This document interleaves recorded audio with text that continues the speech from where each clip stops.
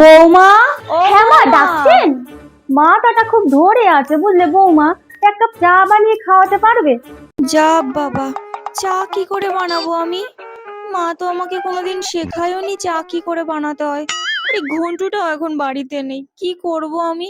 বৌমা, না চাটা বানিয়ে আনো। হ্যাঁ যাচ্ছি মা, এক্ষুনি নিয়ে আসছি। রেসিপি অফ টি।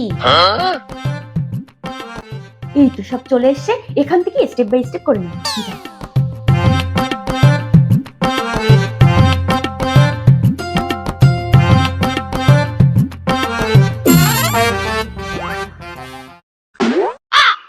ব্যাস, চা একদম রেডি। মা, এই নিন আপনার চা।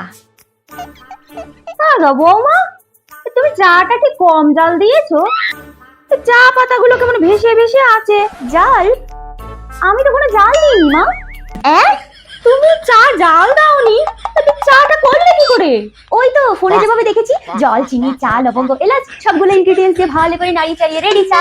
বুঝেছি বুঝেছি বৌমা, যাও তুমি চাটা এবার সুন্দর করে জাল দিয়ে রান্না করে নিয়ে এসো যাও। আচ্ছা ঠিক আছে, আগে বললেই হতো। ঠিক আছে আসছি। বলছি মা শুনুন না, চাটা যদি সেদ্ধ না হয় তাহলে কি প্রেসার কুকারে দেবো?